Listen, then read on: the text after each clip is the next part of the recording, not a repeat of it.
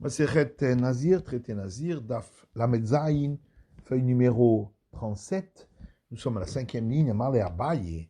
Abaye lui a dit à Rabbi Avaou, Mibaï de Haï Mishrat les termes tzaref l'issur, Hu de Ata.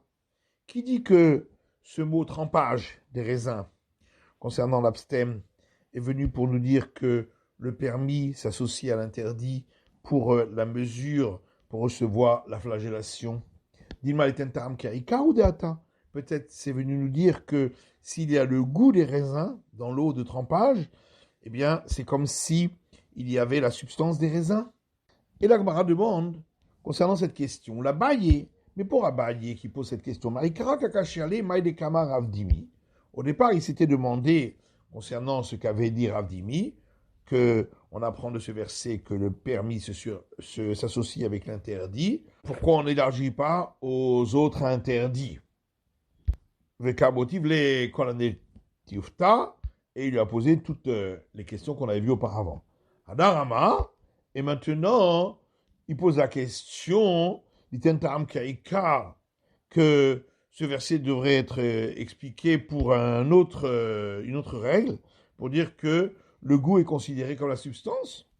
Et l'Agma répond oui, mais tard de Chanelé, après qu'il lui a répondu que on ne peut appliquer cette règle du permis qui s'associe à l'interdit que au cas de l'abstème, il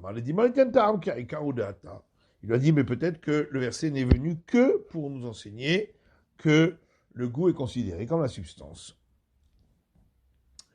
L'Ekiletania, comme on voit dans une braïta, Mishrat, le verset dit le trempage, dit Tentaram Karika, pour dire que le goût est considéré comme la substance, Shimshara Anavim Bemaim, et que si il a trempé les raisins dans de l'eau, Viesh Bahem Ta'am Yain, il y a maintenant dans l'eau le goût du jus de raisin, Hayav, il est passible de la flagellation. Et la braïta poursuit en disant que d'ici, on apprend pour tous les autres interdits de la Torah. Puisque si déjà, pour l'abstème, dont l'interdit n'est pas éternel, mais juste pour la période d'abstinence, où il n'y a pas d'interdit de profiter, mais uniquement de consommer, et il peut y avoir même autorisation de l'interdit si il se délie du vœu, à sabotam karika, et malgré tout, on considère que le goût est considéré comme la substance, qu'il a kerem. Alors pour ce qui est des céréales qui ont poussé dans une vigne, et il y a donc mélange des espèces, chez Souran Issour Olam, où c'est un interdit définitif, et Souran Issour Anaya, et où il y a aussi l'interdit de tirer profit, Veneter les Souran, il ne peut pas y avoir d'autorisation à leur interdit, et Nodin Shea, c'est Botam Kaika, à plus forte raison qu'on dira que le goût est considéré comme la substance de l'interdit.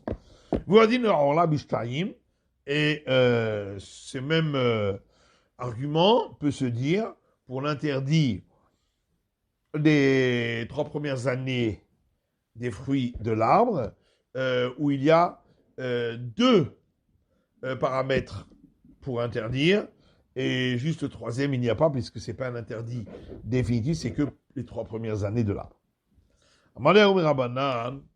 Alors, un des sages a répondu en disant Rabbi Avaou qui kamar les Rabbi Akiva. Ce que Rabbi Avaou a dit, on apprend de ce verset que le permis s'associe à l'interdit, ça c'est d'après Rabbi Akiva. Et là, dit hey Rabbi Akiva, quel enseignement de Rabbi Akiva il s'agit? Il est Rabbi Akiva de Acha. Si c'est l'enseignement de Rabbi Akiva dans notre Mishnah, puisqu'on a vu dans notre Mishnah Rabbi Akiva Omer, Rabbi Akiva dit Afilou Sharapito Beyain, même s'il a trempé son pain dans le vin, et il y a de quoi associer pour la mesure d'une olive, Hayav, il est passible de la flagellation. Mais qui dit que ça veut dire que le permis s'associe à l'interdit? Dinma, ou des cas que Zaïd Be'ina, peut-être qu'on parle d'un cas où il y a le volume d'une olive avec le vin uniquement. Et tu vas dire, mais alors, qu'est-ce qu'on a vu nous apprendre? La Pukemitana Kama, c'est pour exclure l'opinion précédente d'Amar qui disait pour les liquides, il faut qu'il ait bu le quart du volume d'un og de vin pour recevoir la flagellation. Et là, Rabbi Akiva, les Braïta. En fait, il s'agit de l'enseignement de Rabbi Akiva dans une Braïta. Les Tanya, parce qu'il y a une Braïta qui dit Rabbi Akiva Omer, Rabbi Akiva dit Nazir Shesha Rapito Beyahin, un abstem qui a trempé son pain dans le vin, Ve'achal Kezait Mipat Umiyahin, et il a mangé le volume d'une olive avec le pain et le vin. Chayav, il est passible de la flagellation. Amal Ravacha Bere de Ravavia, les Ravashi. Ravacha, fils de Ravavia, dit à Ravashi. Le Rabbi Akiva. D'après Rabbi Akiva, de Kamokim le Haïv Mishrat, les termes Sef et Issur, qui explique ce verset et tout trempage, qu'il est venu pour nous dire que le permis s'associe à l'interdit. D'où il apprend la règle que le goût est considéré comme la substance. Et on répond au Yalif Ibasar Bechalav. Il l'apprend de l'interdit du mélange de viande et de lait. N'est-ce pas que avec ce mélange, il y a simplement un goût qui entre dans l'autre élément. Ve'asu, et la Torah l'a interdit. Et donc ici aussi, ce ne sera pas différent. La Gemara dit Rabanan, et les sages, alors pourquoi ils n'apprennent pas de là? Ils répondent que on ne peut pas apprendre de l'interdit du mélange de viande et de lait. De chidushu, parce que c'est un interdit exceptionnel. En quoi c'est exceptionnel? Il est mada il est charé ou badade asu. Si tu vas dire parce que chacun des éléments seul est permis, la viande et le lait, et quand on les mélange, ça devient interdit. Il a une amie, mais ce n'est pas une exception. On trouve ça aussi pour les mélanges d'espèces. Chaque espèce seule est permise. Et quand on les mélange, c'est interdit. Et là, seulement,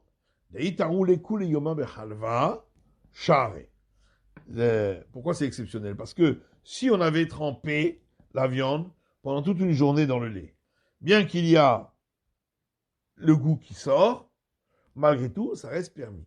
On va chier les bichous là. C'est seulement quand on les a cuits ensemble que c'est interdit de par la Torah. C'est pourquoi c'est considéré comme un interdit exceptionnel.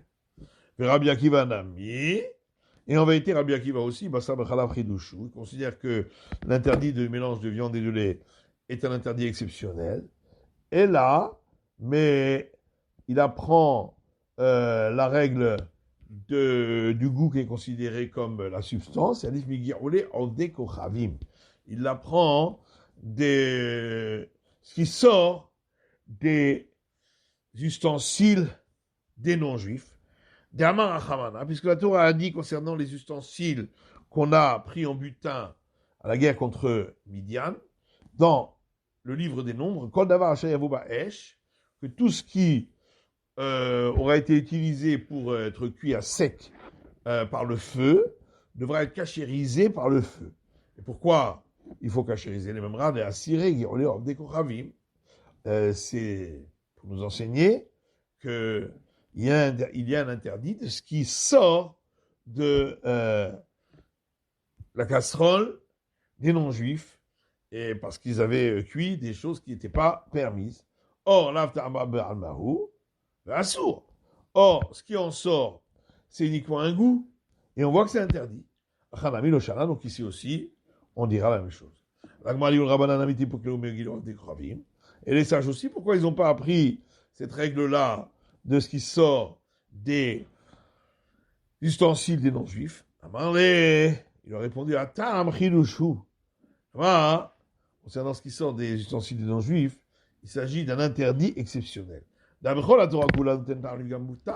Puisque dans toute la Torah, lorsque ça donne un goût qui est dégradé, c'est permis. Et ici, pour ce qui sort des ustensiles des non-juifs, on l'a interdit. Bien que, à partir du moment où c'était dans les parois du récipient, c'est devenu forcément dégradé. Rabbi Akiva avait un ami, alors la question se pose pour Rabbi Akiva aussi, on devrait dire que c'est un interdit exceptionnel.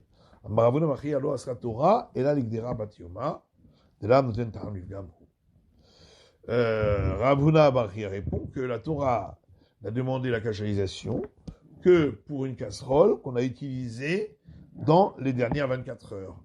Parce que dans ce cas-là, le goût qui en sort n'est pas dégradé. Vera Banan, alors que les sages disent que les rabatiomanami, même la casserole qui a été utilisée dans les dernières 24 heures, également, il y a le char de l'opagma pour ça, il est impossible que le goût n'ait pas été dégradé un petit peu dans les parois du récipient, donc il s'agit d'un interdit exceptionnel. Mal les Ravachabre, les Ravavia, les Ravashi. Ravachafiz, Ravavia dit à Ravashi, Midrabanan, il parle de Rabbi Akiva. De l'opinion des sages, on devrait déduire pour l'opinion de Rabbi Akiva. Là, n'est-ce pas que les sages ont dit, à Mishrat, que ce mot trempage, qui est écrit concernant l'abstème, est venu l'iten ta'am karika pour nous apprendre que le goût est considéré comme la substance. Et de là, tu en déduiras pour tous les autres interdits de la Torah.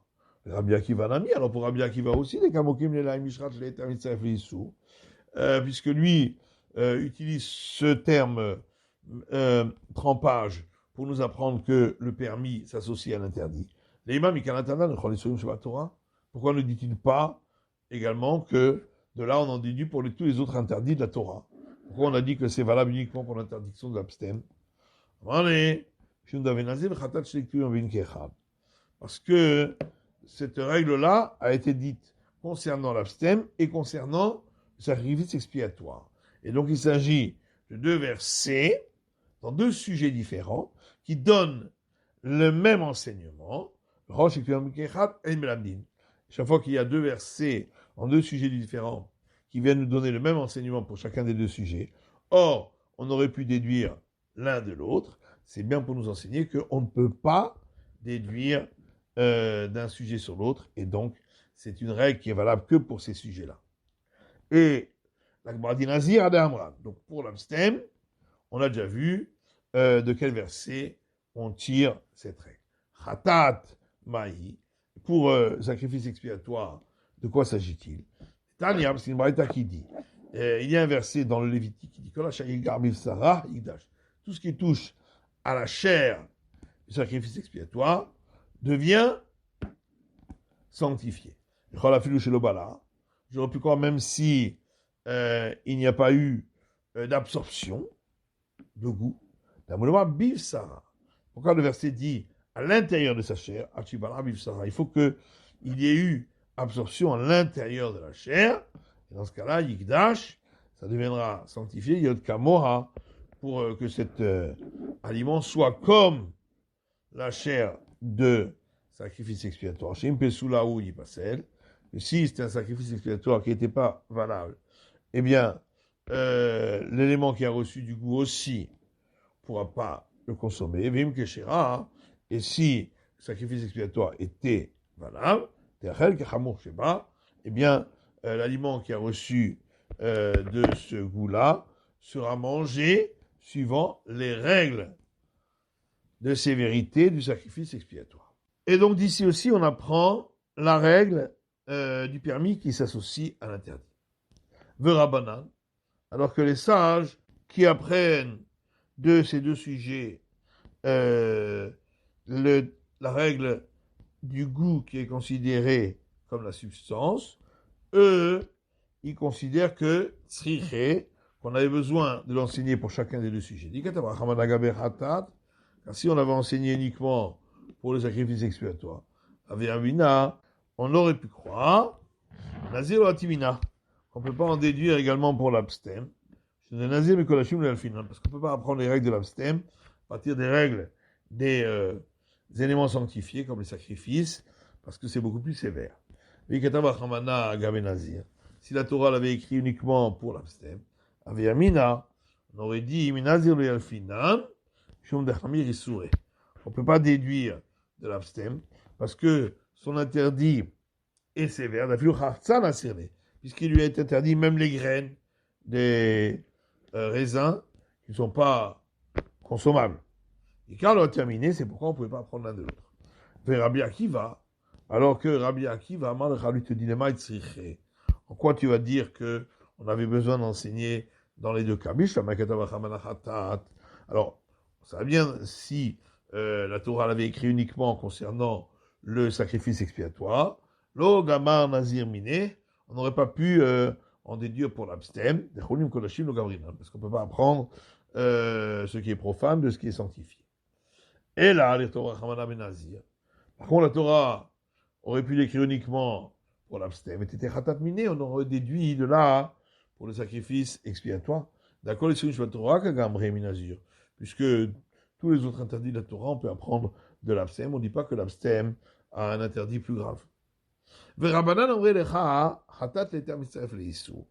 les sages, eux, disent que pour ce qui est écrit concernant le sacrifice expiatoire, c'est pour nous apprendre que pour les sacrifices, le permis s'associe à l'interdit. Par contre, on ne peut pas déduire pour ce qui est profane de ce qui est sanctifié. Mishrat est le mot trempage qu'on trouve concernant l'abstem. De là, on apprend que le goût est considéré comme la substance. Et de là, on en déduira pour tous les autres interdits de la Torah. Rabbi Akiva, alors que Rabbi Akiva, lui, il pense que dans les deux versets, on vient nous enseigner que le permis s'associe à l'interdit. Il s'agit de deux versets qui parlent du même sujet dans deux cas différents. Chaque fois que deux versets disent la même règle dans deux sujets différents, on ne peut pas apprendre de là pour d'autres sujets, car sinon la Torah n'a pas besoin d'écrire deux fois. Ravashi demande à Rav Kahana. Et là, Tanya, voilà qu'il y a une braïta qui dit, c'est écrit dans les nombres, tout ce qui sera fait de la vigne pour le vin, il met dans les sourées nazir chez Mistafim Zeimze. De là, on apprend que tous les différents interdits de consommation qui sont écrits concernant l'abstem, si on a mangé un peu de chaque, ça s'associe les uns avec les autres pour former le volume d'une olive. Rabbi Akiva, après Rabbi Akiva, si déjà il considère que le permis s'associe à l'interdit pour ce volume, ils sont les zones baya, est-ce qu'on avait besoin d'un verset pour nous dire que deux éléments interdits peuvent s'associer? Il lui a répondu éternel, ils sont quand on a dit que le permis s'associe avec l'interdit, c'est uniquement quand il les a avalés d'un seul coup, les deux. Ils sont les sourds à Filouzaranzé. Alors qu'ici, quand on associe différents types d'interdits, c'est même dans le cas où il les a mangés les uns après les autres. C'est la fin de l'étude de la Zayin, la fin numéro 37.